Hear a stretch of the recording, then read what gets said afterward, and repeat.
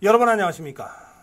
아시아투데이 구독자 여러분, 그리고 아투TV 시청자 여러분, 매주 수요일 저녁 만나 뵙습니다. 지금 이 장마철 한가운데 지금 들어가 있고, 어제 또 오늘 지역에 따라서 그야말로 물폭탄이 쏟아진 곳들이 많습니다.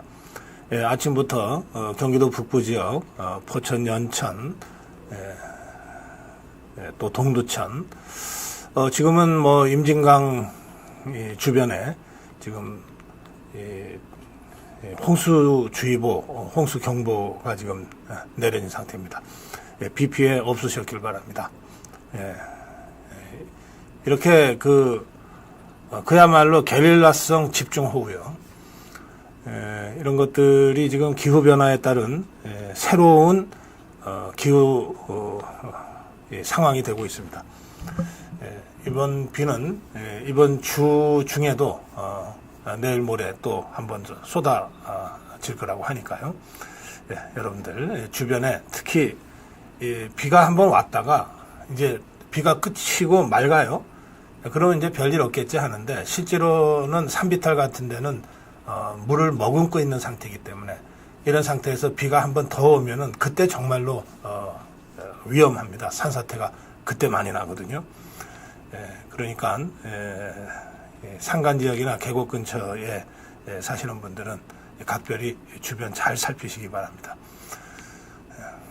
그리고 뭐 이를테면 바람도 안 부는데 뭔가 우르릉 하는 소리가 들린다 그러면 그게 이제 산사태 소리거든요. 그런 소리가 들릴 때는 일단은 피하시는 게 좋습니다. 그리고 어쩔 수 없이 이제 산사태 상황을 맞닥뜨리게 됐을 때는 위쪽으로 피하시는 게 좋습니다. 아래로 피하시면 사람이 뛰어서 피하는 속도보다 그 흙이 또 물을 먹으면 이 뻘 같은 흙들이 덮치는 속도가 훨씬 빠릅니다. 그래서 이게 산사태다, 뭔가 위험한 상황이다 그럴 때는 일단 좀 힘드시지만은 비탈적으로, 위쪽으로 그렇게 피하시는 것이 좋다는 것도 평소에 좀 늘 생각하고 계시고요. 특히 시골 농촌 지역은 워낙 초고령화 사회가 돼서 나이 드신 분들 중에서 1인 가구들이 여기저기 지금 이렇게 좀 떨어져서 살고 계신 분들이 많으세요. 이분들 마을 단위로 여러 가지로 좀 점검도 하고 하겠습니다만 부모님들이나 친인척들이 그렇게 사실 경우에는 정말 하루에 한두 번씩은 좀 안부 전화도 하시고 일단 전화가 1시간 이상 좀 두절됐다 그러면 뭔가 좀 조치가 필요한 상황일 수 있으니까 바로 관계기관에 좀 신고도 하시고 이렇게 해서 한 며칠 동안 이 장마 상황에 여러분들 각별히 좀 신경 쓰시면서 잘 대비하셔야 되겠습니다. 오늘 주필의 소리 어벤져스 토크 배틀 지석규 센슈 TV의 지석규 대표 그리고 법승 TV의 이승우 변호사와 함께 진행하겠습니다. 그 전에 저희 대한민국에서 가장 올바르고 좋은 정도 언론 아시아투데이의 주요 뉴스와 사설 잠깐 소개해 드리겠습니다. 아시아투데이 오늘 탑뉴스로는 외신 미국 공화당 전당대회 상황을 전하고 있는데요. 하만주 특파원의 기사입니다. 트럼프 전 대통령 공화당의 이제 공식적인 대통령 후보로 확정이 됐죠. 트럼프 후보가 러닝메이트인 부통령 후보에 벤스 상원 의원을 지명했다는 소식을 비중 있게 다루고 있습니다. 이 벤스라는 인물이요, 상원 의원 초선입니다. 초선 상원 의원이고 나이는 39세요. 아주 젊은 39세의 젊은 상원 의원이 트럼프 대통령 후보의 러닝메이트로 부통령 후보로 지명됐습니다. 여러 가지 스토리를 갖고 있는 사람입니다. 아주 불우한 어린 시절을 보냈고, 그리고 해병대를 갔다 왔습니다. 미국은 전부 다 그 모병제이기 때문에 다 지원해서 갔다 오는 겁니다. 해병대를 갔다 왔고, 그리고 변호사 출신이고, 또 벤처 캐피탈에 근무한 전 CEO의 경험도 있습니다. 그리고 39세 젊은 나이에 상원의원, 초선 상원의원을 하고 있는 사람이고, 그 정치적 성향은 뭐 언론에서는 강경 우파, 강경 보수 뭐 이렇게 표현합니다만 정통 보수주의자의 입장을 갖고 있는 사람이라고 합니다. 트럼프 대통령하고 정치적 입장은 뭐 거의 차이가 없습니다만, 트럼프 대통령 후보가 갖고 있는 여러 가지 약점들 있죠. 뭐 바이든이 나이가 많다 그러지만 트럼프 후보도 70대 후반이거든요. 그런 의미에서 또 여러 가지로 이 사법적으로 또 리스크를 많이 안고 있었던 그런 트럼프 후보의 그 약점을 여러 가지 면에서 잘 보완할 수 있는 그 좋은 러닝메이트다.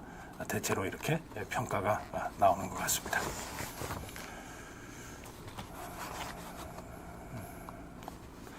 국민의힘 전당대회가 이제 막바지 국면으로 접어들고 있는데요.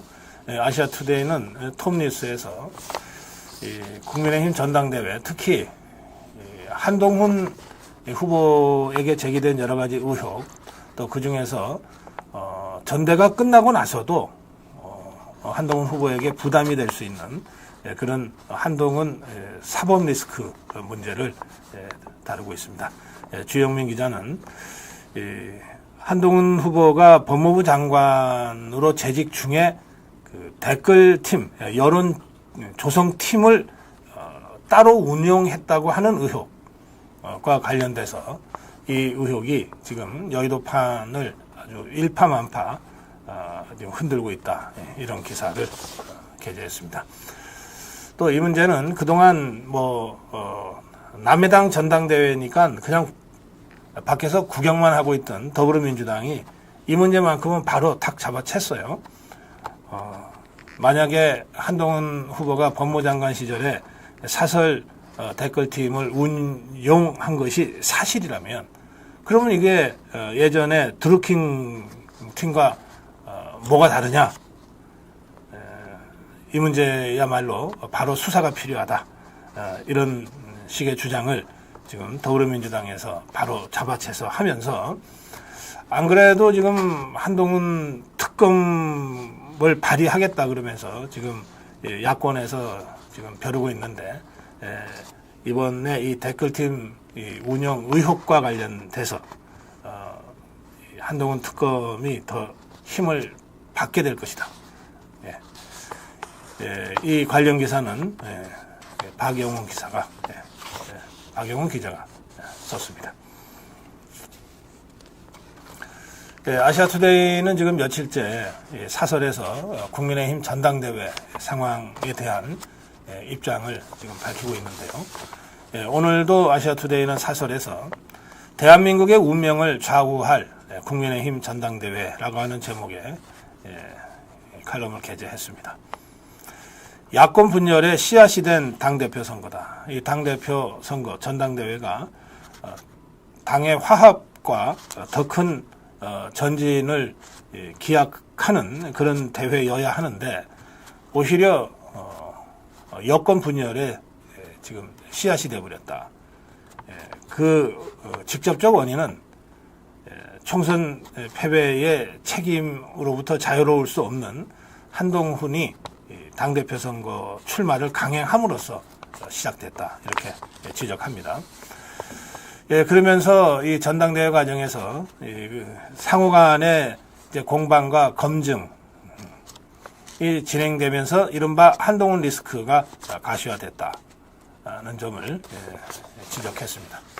그리고 만약에 한동훈 후보가 이런 여러 리스크에도 불구하고 당대표가 될 경우에 한동훈 후보는 다음 대선 출마를 공공연하게 지금 얘기하고 있기 때문에, 그렇다면 대선 1년 6개월 전에는 당권에서 물러나야 된다는 당원 당규 조항 때문에 1년 2개월 뒤에는 당대표직에서 물러나야 되고, 그렇게 되면 불과 몇 달 후에 지방선거를 치르게 되는데, 결국은 지방선거도 비대위 체제로 치를 수밖에 없는 이 기형적인 상황이 예상된다라고 하는 점도 지적하면서, 중요한 것은 국민의힘이 자유파의 정책 대표체로서의 정체성을 분명히 하고, 그리고 정권 재창출, 윤석열 정부를 성공시켜서 그것을 기반으로 정권 재창출로 나아가야 하는데, 그걸 하기 위해서는 보수 정당의 정체성을 제대로 확립하면서 그걸 기반으로 해서 중도 확장에 나서야 되는 것 아니냐, 이런 문제 제기를 하고 있습니다. 지금 전당대회 과정에서 여러 가지 그 후보들 간의 공방이 벌어졌고, 또 그러면서 그 여러 가지 좀 정돈되지 않은 이런저런 주장들이 나오고 있어서 우리 자유파 진영 범 여권을 상당히 어수선하게 만들고 있는데요. 그러나 어쨌든 전당대회를 지금 와서 중단할 수는 없는 노릇이고요. 어쨌든 이번 주부터는 사전투표가 시작됩니다. 그래서 어떤 형태로든 다음 주 중에 새 지도부가 구성이 될 텐데, 그 당대표가 누가 되건 또 새 최고위원들이 누가 되건 이 점 하나는 좀 분명히 견지하자. 윤석열 정부를 성공시키고 그걸 기반으로 정권 재창출로 나아가는 것이 여권의 정도다. 그걸 하기 위해서는 우선 자유파 보수의 정체성을 분명히 확립하고 그걸 기반으로 해서 중도를 향해 나가는 그런 전략적 행보가 중요하다. 이 점을 저희 아시아투데이가 사설에서 다시 한번 강조하고 있습니다. 네, 우리나라에서 제일 좋은 신문입니다. 가장 올바른 정책 관점을 가지고 여러분을 만나고 있는 정도 언론 아시아투데이입니다. 신문 구독은 여러분 매달 구독료를 내면서 보시죠. 조중동 다 마찬가지 아닙니까? 한겨레 경향도 마찬가지입니다. 저희 아시아투데이도 종합 일간지로서 여러분들의 구독을 기다리고 있습니다. 그리고 저희들 이제 잠시 후에 진행할 어벤져스 토크 배틀에서 5자 토크, 7자 토크를 우리 시청자 여러분과 함께 하면서 그 두 분씩 선정해서 우리 저희 아시아투데이 3개월 무료 구독권도 선물로 드리고 있습니다. 이렇게 저희가 아시아투데이를 계속해서 여러분께 말씀드리는 이유는 아시아투데이를 통해서 가장 올바른 정책 관점을 가지고 우리 자유파로서의 활동을 좀 활발하게 여러분들께서 해 주십사 하는 취지로 알려드리는 것이니까 여러분들 유튜브 구독은 돈 안 들고 그냥 하면 되지만 신문은 제작을 해야 되기 때문에 여러분들의 구독료가 그 신문의 기본입니다. 그러니까 아시아투데이는 직접 여러분들 아시아투데이로 연락하셔서 구독해 주시면 좋겠습니다. 한 가지 더 좀 주문 드리자면 이렇게 좋은 신문 혼자만 보지 마시고 정말 가까운 지인들한테는 1년 구독 선물도 좀 해주시면 좋겠다 싶습니다. 정말 멋진 선물이 될 거라고 제가 확신합니다. 자, 어벤져스 토크 배틀 이제 진행하겠습니다. 센슈TV의 지석교 대표 나오셨습니다. 안녕하십니까. 네, 법승TV, 법으로 이긴다 법승TV의 이승우 대표 나오셨습니다. 네, 아투TV 나오면 머리가 맑아지는 이승우입니다. 반갑습니다. 네. 네. 뭐 저런 인사 한마디는 좀 준비하고 나오시는 게 좋지 않을까요? 지석교 대표님? 이게 머리가 못 쫓아가다 보니까. 예, 앞으로는 잘 준비하겠습니다. 죄송합니다. 제가. 예. 머리가 못 쫓아오는 것까지 좋은데 단순해서. 마이크는 좀 가까이 대고 예, 알겠습니다. 예. 좀 이렇게 당겨서 좀 좀 조정하셔서. 네. 예. 네, 지금 전당대회가 상당히 거칠게 진행이 되고 그런데 그렇다고 해서 검증을 또 안 할 수는 없잖아요. 그러다 보니까 이게 구경만 하고 있던 야권들이 뭐 이거 봐라 하는 식으로 해서 지금 바로 잡아챈 사안이 있습니다. 그게 한동훈 댓글팀 의혹입니다. 네. 네. 이거 어떻게 보십니까? 이승우 변호사? 댓글팀 의혹 관련돼서는 구체적인 진술들이 나와 있고 그 중에서 이제 스스로가 같이 참여했다라고 하는 장해찬 전 청년 최고위원 진술도 구체적으로 지금 등장을 한 상태라서 이것은 의혹 단계가 아니라 사실이 어느 정도 주관적 혐의로서 구체성을 드러냈다라고 생각이 되고요. 그 중에서 가장 큰 문제는 그 공직자로서 법무부 장관으로서 업무 수행하는 기간에도 그와 같은 형태의 댓글팀이 작동을 했다라는 부분이 될 것으로 보여서 이 문제는 단순한 의혹 단계를 넘어서서 구체적인 수사와 확인이 필요한 그런 단계로 이미 진입을 했다라고 생각이 듭니다. 뭐 이 문제를 그 문제 제기한 당 대표 후보들이 네. 이제 우리는 안 할게 한다고 해서 이게 없어지는 건 아니다. 네, 그렇죠. 이미 이제 그 상태에 대해서 네. 이제 분석을 하는 견해에 따라서는 당 내부에서 이 경선 후에 구체적인 어떤 고발이나 고소가 있어서 추가적인 증거 자료가 없다면 더 이상의 진행은 어렵다 이렇게 판단을 하고 있지만 네. 이 문제와 관련해서 이미 그 조국 혁신당에서도 특검 법안에다 이 문제를 집어넣어서 추가 쟁점으로 넣겠다라고 이미 공표를 한 상태거든요. 네. 이 절차는 이미 이제 전체적인 프로토콜로 봤을 때는 공식적인 프레임 안으로 들어가고 있다라고 저는 생각을 합니다. 네. 이게 지금 그런 역할을 했다는 당사자가 얘기를 직접 한 거잖아요. 네. 장해찬 전 최고위원. 그렇습니다. 그러니까 네. 이게 누구한테 듣건 게 아니라 내가 했다. 그리고 심지어는 보면 그게 아니라면 나를 고소하라까지 지금 나오고 있는 상황이거든요. 그리고 지금까지 자기가 받았던 그 문자들을 쭉 공개를 했어요. 그쪽에. 근데 그 공개, 저는 이제 예의주시에서 제가 본 게 저희는 이제 보통 공문서를 많이 받기 때문에 알잖아요. 네. 항상 그 뒤에 보면 보고 드림, 조치할게. 그 조치할게 그러면 보통 우리가 뭐 하고 나면 우리끼리 일할 때 조치할게 이런 거 안 하잖아요. 하죠. 그건 다 공적 언어입니다. 관공서에서. 장해찬 지금 전 최고가 자기가 받았다면서 받았던 걸 공개한 거. 그거 보면 다 이래요. 장관님께 보고드림, 활약상 보고 중. 이런 표현들을 우리가 안 쓰잖아요, 일반적으로. 그러니까 이거는 뭔가 공직자를 했거나 그것에 훈련되어 있는 사람이에요. 그런 면에서 이게 지금 법무부 장관, 그러니까 순수하게 어떤 그 댓글팀이 예를 든다면 댓글팀까지는 안 가더라도 여론조성 뭐 이런 거 할 때 어떤 팬클럽에서 했다. 그러면 팬클럽이 그렇게는 얘기를 잘 안 하잖아요. 지금 한동훈 후보나 네. 한동훈 후보가 그렇게 설명하고 있죠. 이거는 열성 지휘자들이 그냥 자발적으로 한 거다. 그리고 자기는 전혀 모른다. 관계없다.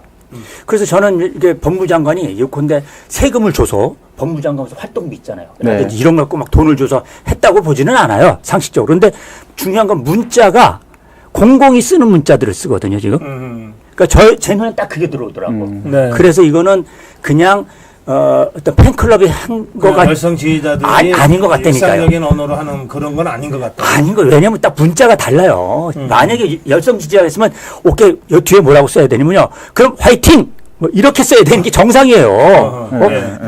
내일도 화이팅 이래야 되거든. 근데 보고 드림 조치할게. 조치라는 말 안 쓴다니까요. 그렇죠. 그래서 저는 뭐냐면 이게 조사가 이게 들어갈 수밖에 없는 거거든요. 그러니까 제 개인적으로는 법무부 장관이 무슨 예를 들어서 특수활동비 써가지고 이렇게 하지는 않았다고 보지만 문제는 이런 보고서 자체가 딱 먹잇감이거든.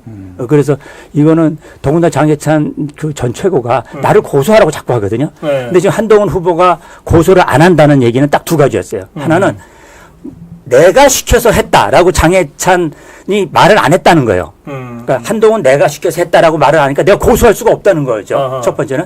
또 하나는 할 수는 있다. 그럴 땐 법무부 공무원들이 이거를 했다. 이러면 내가 고소하겠다. 딱 요거거든요. 그러니까 현재는 더 진행이 안 되는데 중요한 건 그 나왔던 그 문자들. 그다음에 제가 지금 이걸 갖고 왔는데 이게 지금 보도자가 연이어 또 나왔습니다. 이게 뭐냐면 제가 제일 싫어하는 제 후배 중에 양문석이라는 애가 있어요. 얘가 성대예요. 얘가 성대 8학번인데 제일 과격한 놈이에요. 말도 막 하고. 학교 때부터 원래 그래요. 아무리 과격해도 잘하고 하십시오. 아 그런가 예. 그러니까 너무나 이제 친했던 후배인데 요 양문석이가 지금 두 번에 지금 지금 보도자를 냈습니다. 그 어제까지만 하더라도 몇 개의 계정에 6만인데 오늘 또 찾아내가지고 또 냈어요. 이거 지금 갖고 왔는데 네. 이게 지금 캡처를 다 해가지고 이렇게 왔습니다. 이게 다양해요. 네. 그러니까 이게 보면 그러니까 이게 이렇게 지금 나온 마당에 민주당이 어쨌든 우리가 민주당에서 조사가 안 들어갈 수가 없는 상황입니다. 이게 좀 두꺼워 이게 지금 이게 한 10페이지 돼요 이게. 이제 그거를 네. 이제 이미 퍼졌습니다. 원희룡이 그 한동훈한테 네. 이게 문제를 제기하니까 한동훈이 아니 뭐 야당의 양문석이 얘기하는 거를 갖고 공격을 하냐 이런 식으로 반론을 피던데요. 그러니까 그렇게 얘기할 수 있죠. 한동훈 후보 입장에서는. 왜냐면 그러니까 여기를 보게 되면 나는 모른다. 한동훈 후보 논리 첫째, 나는 모른다. 그러나 자발적 후보들이 할 수도 있지 않느냐. 자발적 지지자들이. 지지자들이 요거거든요. 네네. 일단 요게 되게 애매하잖아요. 나는 모른다. 그런데 문제는 이제 이런 지금 자발적 지지자들이 이걸 또 되게 이번 댓글은 제가 또 세세하게 봤거든요. 예. 굉장히 독특해요. 원래 드루킹도 그렇고 댓글이라는 건 네. 특정한 시기에 치고 빠져요. 댓글팀은 모았다가 해체됩니다. 1년 내내 주구장창 안 간다는 거예요. 근데 지금 그러니까 그게 선거 때. 선거 때. 주로. 그러니까 선거 때 일시적으로 모여. 한 다음에 딱 이제 일 친 다음에는 야 흩어져. 그렇습니다. 이제 보통 그렇게 한다는 거죠. 예, 이게 제가 정확하게 아는데 제가 정확하게 압니다. 그런 것들 잘 압니다. 특정 사무실 딱 놓고요. 하루아침에 컴퓨터가 쫙 마련됩니다. 그리고 또 하루아침에 끝나면 컴퓨터가 싹 사라집니다. 이런 건데 지금 요거는 되게 특징이 있는 게 이게 상대 후보가 아니고요. 모두 깍이에요. 김건희, 대통령, 무슨 원희룡, 홍준표 뭐 다까 지금 여기. 이게 독특하거든요. 아하. 이 댓글도 되게 독특해. 왜냐면 보통 프로젝트 이 댓글들은 특정 과제만 딱 까거든요. 근데 이건 좀 달라요. 그래서 이거 다 깐다니까요. 여기 아마 고 박사님도 까는 게 있는지 모르겠다 여기. 그러니까 지금 이게 왜냐면 이게 7만 건 넘어요 지금 이게. 그래서 알겠습니다. 요거는 좀 또 독특하다. 예. 이런 기존의 댓글팀하고 좀 다른. 지석규 대표는 제가 분석을 오랫동안 한 거니까. 이 정치판에서 활동을 했기 때문에 뭐 특정할 수는 없지만 예전에 이런 일들이 덜어 있었고 네. 그런 경험들까지를 이제 소화시켜서 박사님 폭로하시면 안 됩니다. 그러니까 폭로하시면 큰일 납니다. 지금 말씀을 하신 것 같아요. 네. 예. 제가 생각하기에는 직접적으로 관련성이 있을지는 지금 저로도 뭐 확인은 못 하겠습니다. 지금 네. 말씀 주신 자료들을 보니까 이러면 사실은 한 명 빼고 다 공격한 건데. 그쵸? 다 공격한 건데, 이 정치적인 세력이 뭔지도 정확히 구분이 좀 잘 안 되는 것 같고요. 그냥 비슷한 사안을 생각해보면은, 해경궁 홍씨, 아니, 해경궁 김씨, 뭐 그 사건만 떠오를 정도로, 그냥 자기 스스로를 부각시키기 위해서 정치 세력화하는 그냥 그런 모습이 느껴지는 그런 사안처럼 보이기도 하거든요. 네. 자, 이렇게 되면은 저는 이런 생각은 듭니다. 이런 댓글을 해줄 수 있는 누군가 구체적인 한동훈 그 당시 법무장관이겠죠. 법무장관을 위한, 스폰이 있었다. 그래서 특정 세력이 자발적으로 모여서, 그 사람이 비용을 쓰든 공간을 제공을 했든 뭘 했든 해서 댓글팀이 만들어졌고, 그 존재에 대해서, 한동훈 후보도 인지를 하고 있었다. 뭐 이런 가능성은 지금 충분히 있지 않을까 하는 생각이 드네요. 한동훈도 인지했을 가능성이 높다고 지금 보시는 건데 어떠세요, 경험상? 아니 그러니까 제가 지금 경험상 말씀을 드리는 게 이게요. 지금 장해찬이 전 최고가 그 말을 했던 구체적인 자료를 지금 까는 거예요. 여기 보세요. 장관님께 보고드림. 자, 첫째 하나. 장관님께 보고드림. 두 번째 또 자료 받은 거는 활약상 보고 중. 이게 공무원 표현이거든, 이게요. 세 번째, 제가 했습니다. 자, 세 번째, 이건 공무원 표현 없고, 네 번째는 조치를 할게.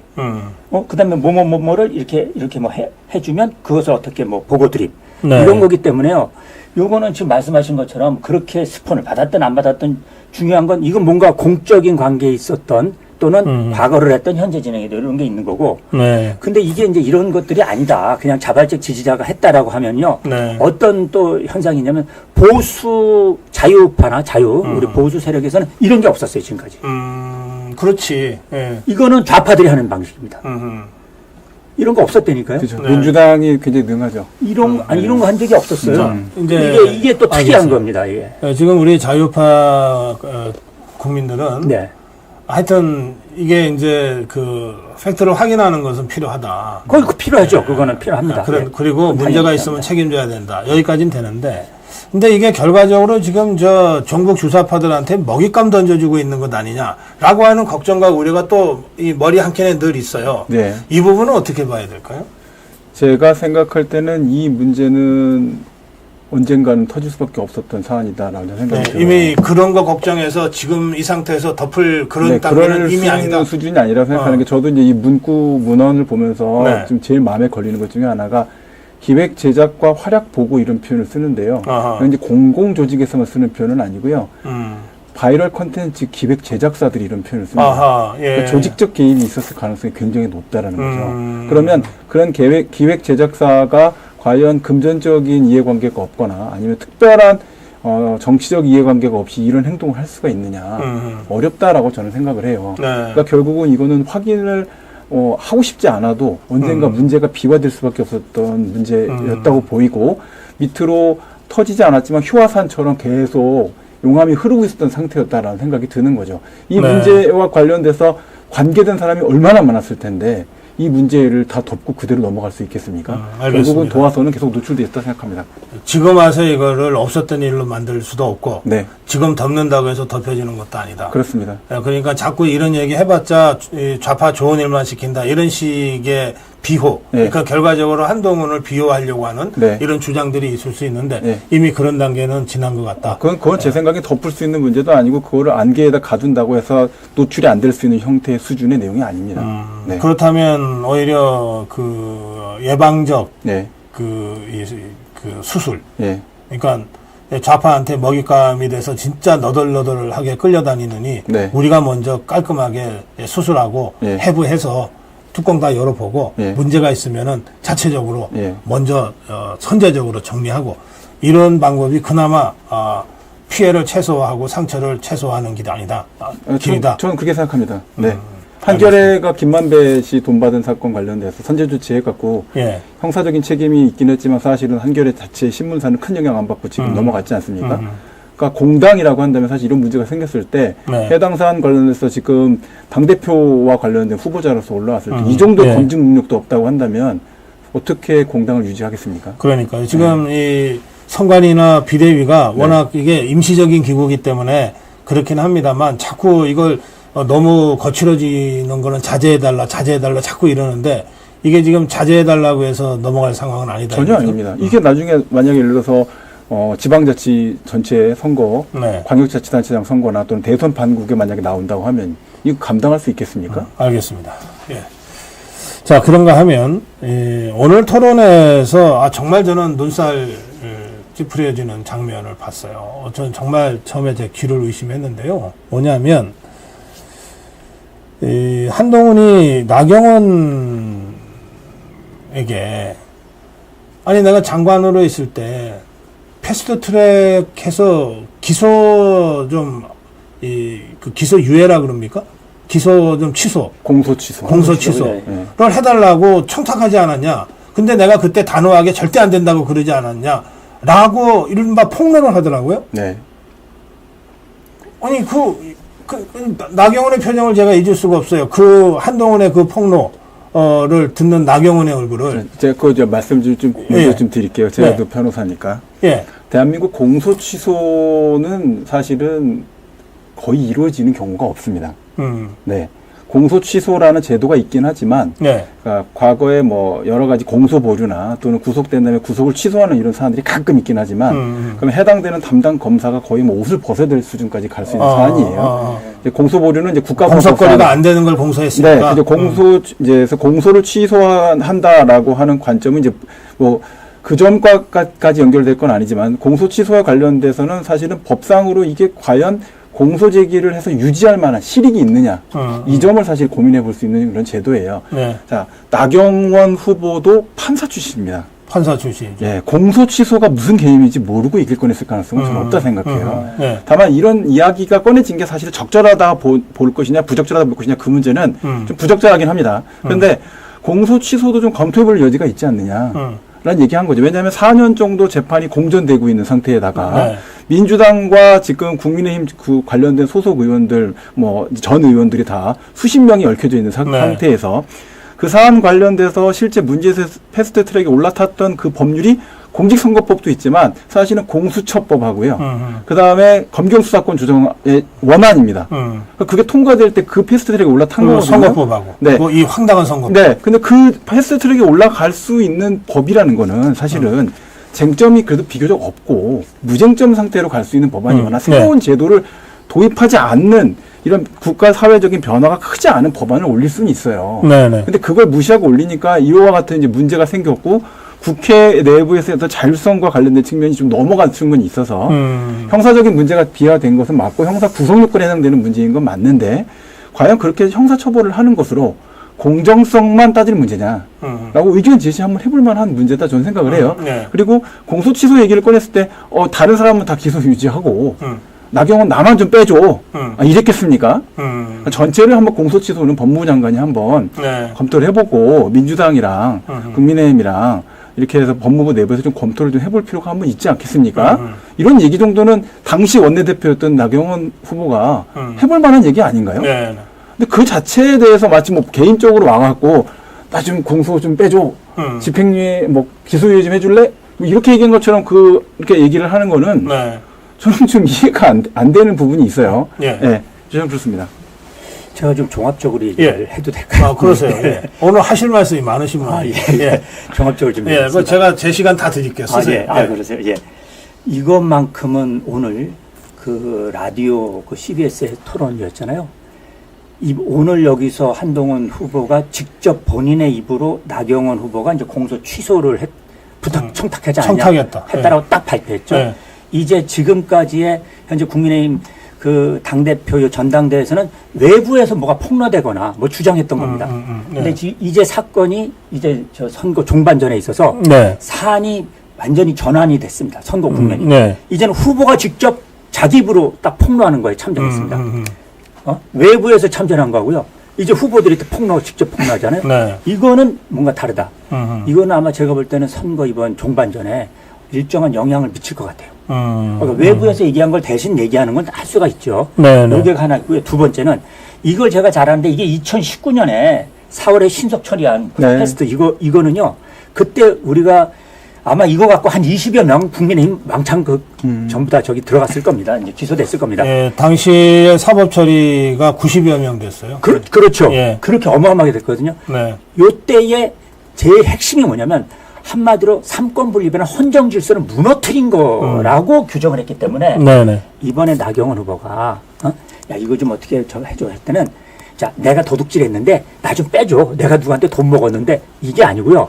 헌정 질서를 바로 세우자는 입장에서 딱 얘기를 한 거거든요. 그렇죠. 예. 이 사안을 잘 보셔야 돼요. 이게 개인적 청탁이 아닙니다. 이거는 우리가 말을 안 해도 법무부 장관 그러니까 윤석열 정부 자체가 이거 처리해야 되는 거다. 네. 그리고 이거 만약에 이거를요 아까 공소하면 뭐 그 담당했던 검사가 잘린다 그러는데 저는 만약에요 윤석열 정부 정식으로 이거 삼권 분립된 거다. 이거 공식으로 공소 취소한다. 해도 되는 겁니다. 이거 사실. 예. 그런 사안을 이렇게 개인적인 뭔가 부정한 거를 청탁하는 식으로 나경원 후보를 완전히 뭐냐면 개차반 만들어 놓은 거거든요. 이거 국민들한테 오해시켰어요. 이런 점이 좀 중요한 거죠. 알겠습니다. 아니 저는 사실 이 대목을 보면서 정말 좀 분노했어요. 그러니까 4년 전에 저 종북 주사파들이 정말 무도하게 그렇습니다. 패스트 트랙이라고 하는 거를 앞세워 가지고서 의회 독재를 했잖아요. 그렇습니다. 예. 그때 황교안과 나경원이 그 당시 자유한국당 미래통합당의 투톱으로 이걸 저지하기 위해서 나섰는데 황교안은 원외였기 때문에 국회에서 그 투쟁을 지휘할 수가 없었어요. 그래서 황교안은 청와대 그 엄동설 안에 바깥에서 단식 농성 투쟁을 했던 거예요. 네. 그게 패스트트랙 저지하기 위한 투쟁이었어요. 예. 그렇습니다. 그리고 원내에서는 나경원이 총대를 메고 정말 로텐돌에 들어 누워가면서까지 그 여성 국회의원의 몸으로 들어 누우면서까지 이거를 끝까지 저항을 했던 거거든요. 네. 그러니까 그 과정에서 이제 여러 사람들을 저 종북 주사파들이 이제 다 국회 선진화법 위반이다 뭐다 해갖고서 걸어갖고서 그래서 기소가 된 겁니다. 그때. 자, 그 기소된 이후에 황교안과 나경원이 이제 검찰에 조사받으러 나가고 그리고 법원에 나가면서 뭐라 그랬냐면 이 사안은 정치적 사안이고 이 사안의 정치적인 지휘는 내가 했다. 아, 맞다. 두 사람 다 똑같이 그렇게 얘기했어요. 그렇게 모두 따라서 책임은 내가 진다. 처벌을 하려면 나를 처벌해라. 그렇게 했습니다. 그때. 그리고 나의 지휘에 따라서 움직인 동료 의원들한테 부담을 줘서 정말 죄송하다. 그러면서 조사받으러 갔어요. 두 사람 다. 예. 자, 이게 문재인 정권 때 있었던 일이에요. 네. 예.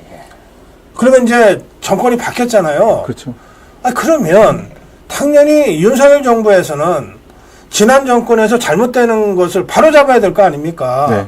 그러니까 예컨대 울산 선거농단 사건 있죠. 예. 수사 대충 했기 때문에 재기수사 명령 내렸잖아요. 그렇죠. 그거는 문재인 정권의 검찰이 잘못했다고 하는 것을 인지하고 바로 잡은 조치 아닙니까? 네네. 그래서 지금 재수사 들어간 거 아니에요? 네. 그렇습니다. 그러면 이것도 전적으로 종북 주사파들의 이 밀어붙이는 힘 때문에 당시 검찰이 이거를 말도 안 되는 기소를 해서 공소 유지를 여기까지 해왔는데 이거를 윤석열 정부에서 법무부 장관이나 검찰 차원에서 알아서 그러니까요. 예. 알아서 이거는 그렇죠. 말이 안 돼 하고 공소 취하해버리면 끝나는 거예요. 제가 그런데 그거를 요구한 거 아닙니까? 나경원 의원이 예. 법무부 장관한테 개인적으로 청탁했다니 무슨 말을 그따위로 해요. 예? 그렇죠. 아니 잘못된 정치 종북 주사파의 폭정을 바로잡아달라고 얘기한 거 아니에요. 어떻게 이거를 청탁이라고 듣습니까? 그래서 나경원 후보가 헌정 질서의 문제다. 이 문제가 그리고 이걸 그렇죠. 폭로거리라고 폭로를 합니까? 네. 이거는 뭐냐면 이거는 저는 정치에 대해서 아무것도 모르고요. 사실은 자유우파도 아니에요라고 자백하는 거지. 일단 저는 이제 이런 문제와 관련돼서 뭐 구체적으로 이렇게 하자 이렇게까지 얘기했다고 생각은 들지는 않고요. 나경원 의원 뭐 제가 직접 개인적으로 뵌 적은 없지만 말씀하시는 평소의 스타일이나 이런 걸 봤을 때는 검토해 볼 여지가 있지 않느냐. 이 부분에 대해서 좀 법무부 장관으로서 좀 검토를 좀 해달라. 아마 이런 요청을 하셨을 거라고 저는 생각은 들어요. 그러니까 전체 사안 관련돼서 그런 검토가 필요하다. 근데 그거를 이런지하에 거절했다 이렇게 얘기를 지금 그리고 그거를 자기가 잘한 것처럼 지금 큰 소리 치잖아요. 네. 예? 그리고 그것을 사실은 내부에서 뭐 서로 간에 이제 내부에 있는 어떤 대화 과정에서 이야기가 터지고 제3자의 입에서 나올 수는 있다고 저는 생각을 해요. 근데 이제 라디오 방송 생방 중에 제가 이걸 그래서 그렇죠. 네, 그렇게까지 이야기를 하는 이제 사람이라면 저는 개인적으로 저 개인으로 봤을 때는 그분하고는 어떠한 의견 교환도 어렵다. 네. 아니 그래서 네. 저는 이거 분노합니다. 분노하고 그래서 지난 2년 동안 한동훈이가 법무부 장관하고 이현수가 총장하는 동안에 문재인이 손끝도 손을 못 대고 털끝도 손을 못 대고 이재명이 저렇게 활개치게 내버려 뒀구나.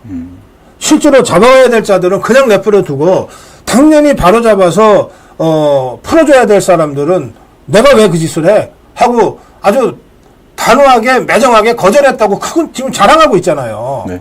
자, 그래서 제가 지금 국민의힘 의원들한테나 당협위원장들한테 지금 얘기합니다. 이 패스트 트랙은 다 아실 거예요. 재선 이상이면 다 알아요. 그렇습니다. 예? 초선들이야. 이번에 갓 들어왔으니까 관계없다 치더라도. 네. 재선 이상이면 다 알아요.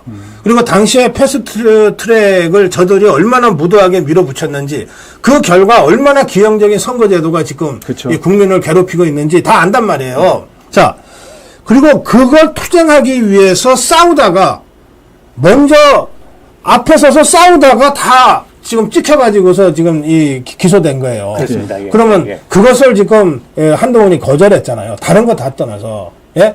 이 문제에 대해서 국민의힘에 최소한 4년 전에 국회 상황을 아는 사람이라면 적어도 발언을 해야 된다, 이거는. 네. 이건 발언을 해야 된다.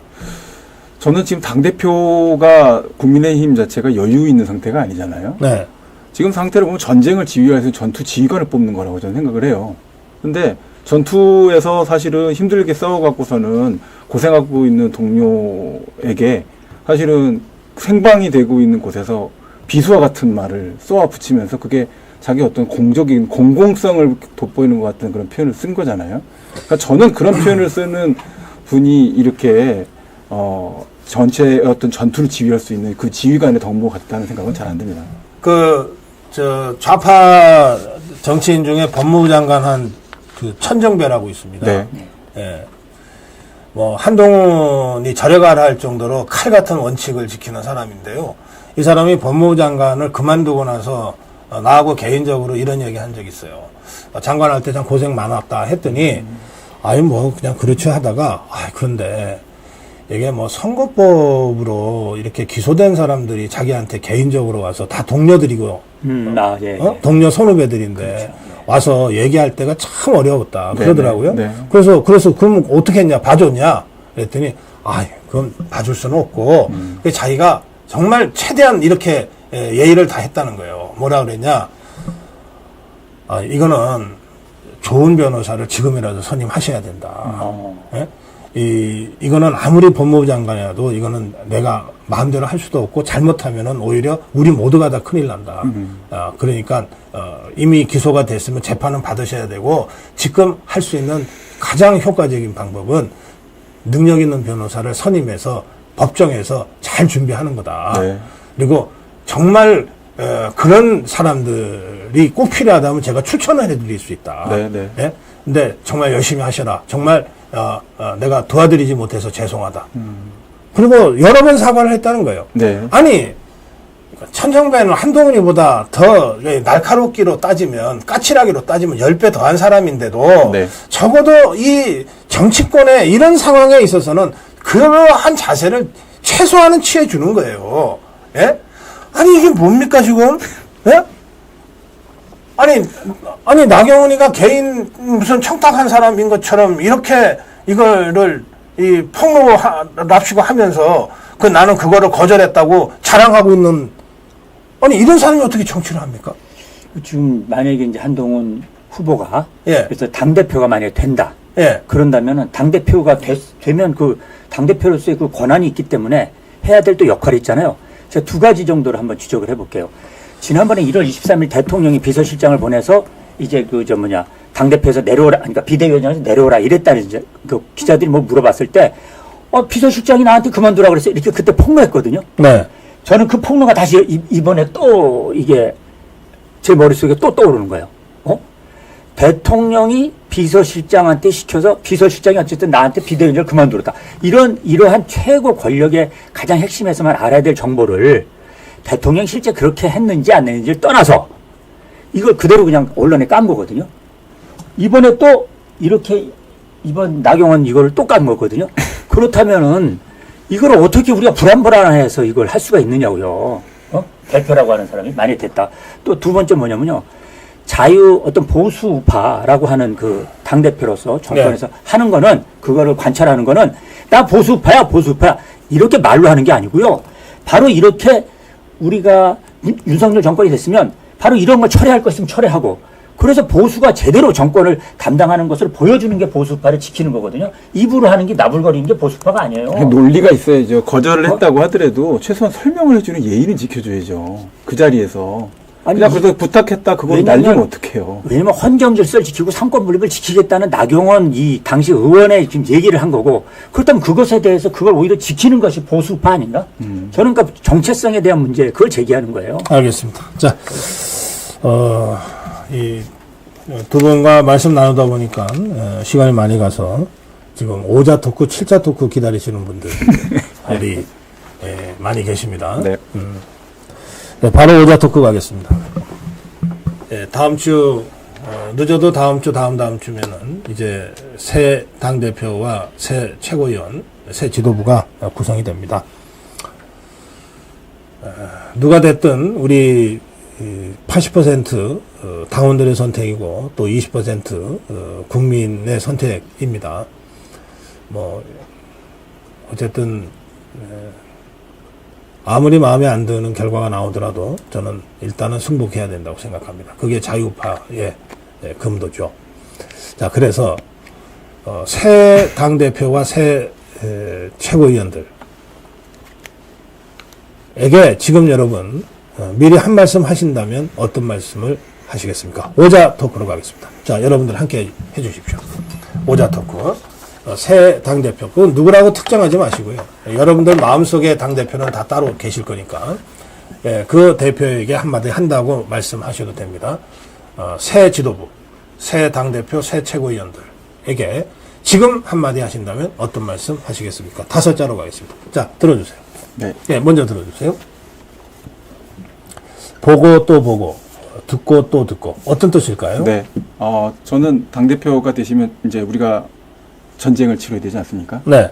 그럼 사실은 그 모든 자원과 그 어떤 병력 지원은 당원들로부터 전 나올 거라고 생각이 됩니다. 네.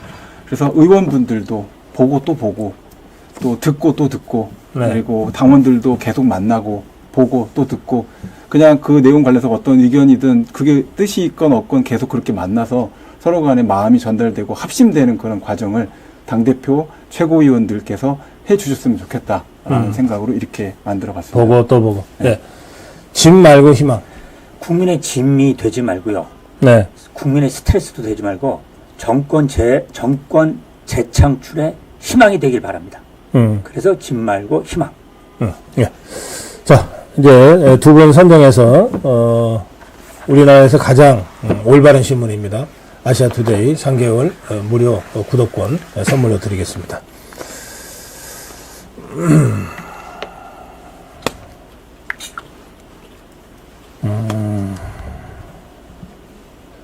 예, 정신 차려라. 대통령 지켜. 뒤통수 금지. 인간이 되라. 배신 절대 노. 대통령 중심.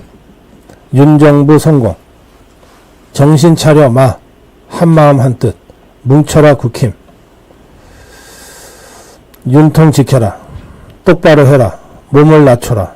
배신자 아웃. 함께 싸우자. 정신 차려라. 제가 여러분들 인신공격성 댓글은 넘어가겠습니다. 입 조심해라. 윤정부 지킴. 불순물 색출. 뭉치자 국힘. 국힘은 여당. 네. 네. 자, 한 분씩 선정해 주세요. 저는 정했는데요. 네. 둘 중에 어느 걸 정할지 모르겠는데, 그러니까 뭉쳐라 국힘하고 뭉치자 국힘하고 둘 중에 똑같은 거 어떻게 되죠? 뭉쳐라. 그러면 국힘. 먼저 하신 분을 하시죠. 그럼 뭉쳐라 국힘이 먼저. 뭉쳐라 국힘입니까? 네, 거기가 먼저 자, 그분이 먼저. 잠깐만요. 네. 뭉쳐라 국힘 어디 있는지 찾아보겠습니다.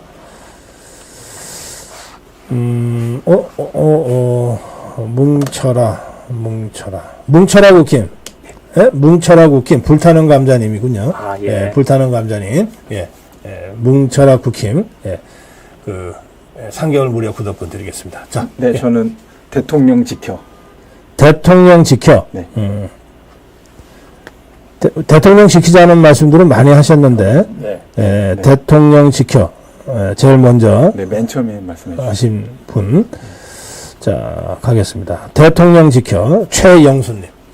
최영수님께 우리나라에서 가장 좋은 신문 아시아투데이 3개월 무료 구독권 보내드리겠습니다. 이진수 방통위원장 청문회를 뭐 이틀을 한다네요. 예. 아주 그것도 참, 그러니까 뭔가 잔대가리는, 잔머리라고 해야 되나? 여기 방송인에서 안 돼가지고, 잔대가리. 저는 집에서 잔대가리라고 그래가지고, 그렇게 하는데요.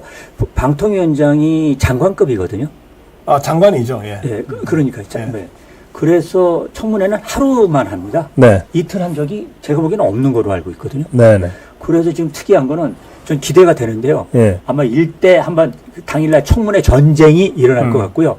지금 증인도 우리가 처음 그 TV에서나 보는 증인들이 유명한 증인들이 다 나올 거거든요. 이번에 특이하게 온갖 영화 배우, 연예인, 감독과 봉준호 감독도 증인 채택이 됐고. 왜 이런 사람들이 증인 채택이 됐어요. 예, 그게 사연이 어떠냐면 증인 채택에는 이유가 있는데. 그렇습니다. 예. 이진숙 그 지금 후보가 과거 지금 여러 군데 유튜브나 이런 데 나가서 하셨던 말 중에 뭐냐면 우리나라의 언론은 또는 뭐 방송은 영화는 상당히 좌파적 성향이 강하다. 그러면서 그 좌파 인물들로 쭉 거론하셨어요. 그리고 왜 이 사람이 좌파냐 하는 이유까지 쭉쭉 이렇게 좌파적 성향이 있었다는 거죠. 아하, 예. 그렇게 했던 사람들이 지금 유명한 연예인들이 다 나왔는데. 아, 그래요? 네, 그래서 연예인들 다 부른 겁니다. 그 연예인들 다 촬영 일정도 있고 다 어디 외국 가 있을 수 있잖아요. 그래서 일단 무대기로 다 불렀던 거고요. 아하. 그래서 이번에 청문회에서 민주당이 노리는 거는 이겁니다. 얼마나 방통위 위원장으로서 일을 잘하느냐가 아니라 이진숙 후보자의 머릿속을 다 지금 사상을 검증하겠다는 게 기본 목표입니다. 아하. 그게 핵심이라고 보시면 됩니다. 예. 저는 이제 그 내용들을 보면서 이진숙 후보자 청문회가 과거에 한 20년간에 있었던 그 문화계에서의 이제 뭐 보역 갈등이라고 표현해도 좀 이상한 것 같아요. 거의 이제 좌파 일색으로 돌아갔던 그 내용들을 저희가 복귀하는 그런 계기가 되려나 이런 생각이 오히려 들었습니다. 아, 그래요? 뭐 저는 사실 제가 대학 다닐 때 이제 그 웰컴 투 동막골이라는 영화가 나왔었거든요. 네. 사실 그때까지만 해도 역사 의식도 좀 흐리고 그냥 그 과거에 있었던 이승만 대통령 또 박정희 대통령에 대해서는 독재자다. 뭐 이런 정도만 사실 학교에서 배웠고 제대로 역사적인 교육에 대한 걸 접근할 기회도 없었고 문헌도 불분명했고 했던 상태였는데 이제 웰컴 투 동막골이라는 영화를 보고 있을 때 이제 저희 아버지가 보시면서 그런 영화를 만드는 건 진짜 국가를 모욕하는 거다. 이런 얘기를 하셔서 제가 아버지하고 논쟁도 좀 했었어요. 근데 시간이 지나고 나서 돌이켜 보니까 그 안에서 나타난 인민군의 모습은 지금 종북 주사파들이 주장하고 있는 그와 같은 아름다운 모습이고 그 안에 들어있는 이제 미군이나 또는 그 대한민국 국군은 마치 잘못된 사상에 길들여져 갖고 폭격하는 그런 것들을 파괴하는 미군의 저항에서 같이 참여할 수 있는 참 인간처럼 묘사를 하면서 영화가 끝나거든요. 네, 네. 전형적인 선전 영화인 거죠.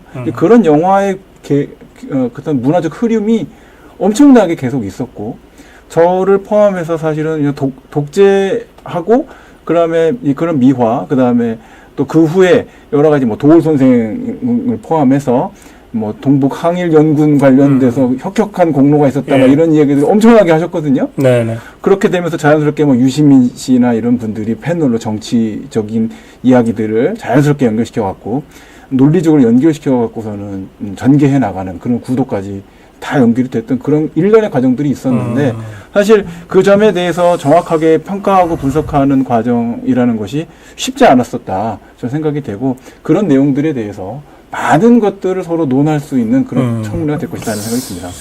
더 부르지. 왜 이 사람들밖에 안 부르나? 좀 그 광우병 때 청산가리부터 시작해서. 그렇죠. 예, 뭐 박근혜 대통령을 그냥 그렇게 모질게 가짜 뉴스로 공격하던 자들 많거든요. 예, 그런 자들을 싹 부르지 왜? 그 이진수 후보 청문회 자료가 필요하면 내가 드릴 수도 있는데. 아니 제가 정말 뭐 별로 머릿속에 든 것도 없는 것 같은 이 자들이 그냥 툭툭 내뱉는 한두 마디 가지고서 갑자기 개념 연예인이 되고. 그렇습니다. 그러면서 뭐 프로그램을 뭐 거의 은퇴 상태에 있던 연예인이 갑자기 뭐 메인 프로그램에 뭘 갑자기 맡게 되고 막 이런 일들이 문재인 종북 주사파 정권 때 비일비재했어요. 네. 반면에 저는 그렇게 알고 있습니다. 우리 대중문화 예술계에도 이 자유파의 그 마음, 성정을 갖고 있는 분들이 숫자로는 다수입니다. 네. 근데 이분들이 그냥 그 개인 활동만 열심히 하고 정치적 입장을 이렇게 표현하지 않기 때문에 잘 모르는 것이고요. 그 다음에 조금만 하면은 좌파들이 일제히 달려들어 가지고서 이걸 막 공격하고 배제하고 막 이러는 바람에 지금 소수인 것처럼 지금 돼 있는 것이지 실제로는 그 다수다 이렇게 저는 생각하는데 어쨌거나 제가 국회에다가 아예 자료를 줄까? 이 좌파들 명단하고 진짜 우파들 명단하고 다 불러서 안 그래도 해보게? 오늘 그러면 네. 수백 명 이상이 유명하던 넘쳐날 텐데. 일주일 동안 해야 되는 거 아니에요? 일주일. 그러니까 자, 이거는 예. 어쨌든 이 이진숙 방통위원장 후보에게 지금 여러분 한 말씀씩 해주십시오. 예, 7자 토크로 가겠습니다. 예. 예, 7자 토크로 가겠습니다. 예, 이진숙 방통위원장 후보에게 그냥 이진숙 힘내라 하고 느낌표 하면 7자인데 그렇게 쉬운 거 하지 마시고 예. 조금 한번 생각하셔가지고 이진숙 방통위원장이 지금 어쨌든 우리 자유파와 종북주사파의 이 문화전선의 한가운데 서게 됐어요. 예, 근데 예. 제가 보니까 본인 스스로 뭐 좋다 한판 붙어보자 이런 마음인 것 같아요. 네, 네, 예. 네. 그래서 그 이진숙 청문회를 사실은 저는 기다립니다. 예, 예. 뭐 종북주사파들은 청문회는 지것들 판이다 해가지고 뭐 한번 불러갖고서 뭐 한번 요조를 내겠다 그러고 벼르고 있을 텐데 네. 저는 이진숙 후보자 절대 저것들한테 당할 사람이 아니라고 생각합니다. 예, 맞습니다. 예, 그래서 사실은 좀 기대합니다. 예. 예, 기대하고 있는데 그 이진숙 후보자한테 여러분들 지금 한 말씀 하신다면 어떤 말씀 하시겠습니까? 7자로 가겠습니다. 이 종군 기자들이 1년에도 한 수십 명씩 죽는데요. 전장터에서 취재하다가 예. 그 사실은 누구도 하기 어려운 얘기입니다. 하기 어려운 일이에요. 종군 기자라고 하는 거는. 그런데 정말 깜짝 놀랐다는 거죠. 이 동아시아의 코리아라는 나라에서 웬 여성 예. 기자가 남자, 나타났는데 예, 남자도 아니고 여성 기자들이 또. 그래서 사실은 전장터에도 조금 안전한 곳이 있고 위험한 곳이 있거든요. 예. 이 사람은 뭐 위험한 거 안전한 거 따지지 않고 그냥 보도할 가치가 있다 싶으면은 그냥 다녔다 그러는데 이진숙 기자가 다시 전선에 섰습니다. 자, 여러분들 이진숙 후보자한테 7자로 한 말씀씩 전해 주십시오. 자, 들어주시고요.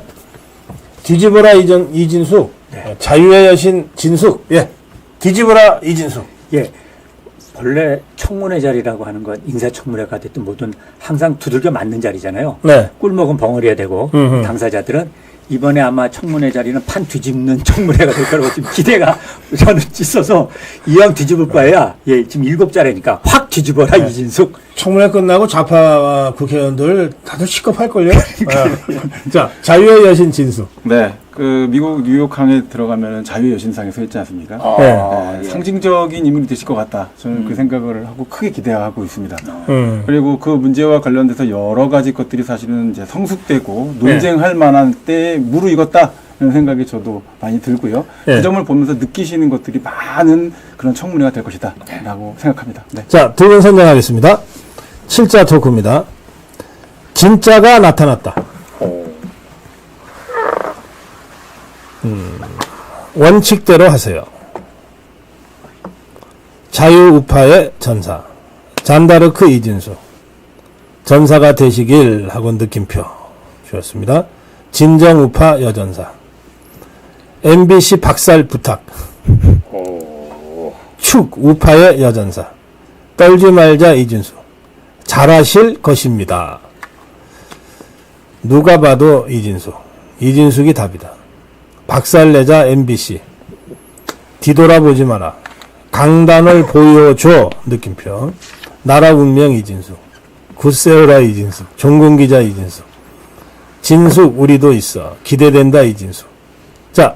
네, 저 정했는데요. 네. 이것도 똑같은 게 또 2개가 나왔네요. 그래요. 예. MBC 박살 부탁하고 예. 박살내자 MBC. 박살내자 MBC하고 그래서 이제 2가지 똑같은데. MBC 박살 부탁. 예. 한 분이 같은 분이 올리셨어요. 아, 그래요? 사필기정님.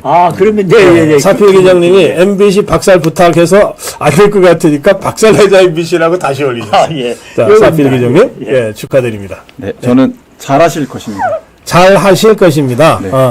네. 양순영님, 잘 하실 것입니다. 양순영님 아닌가요? 제가 그렇게 기억을 하는데요. 네, 양순영님 잘 하실 것입니다.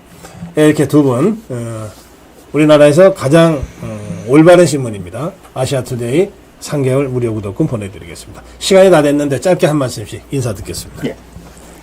이진숙 후보 때문에 웃게 되고요.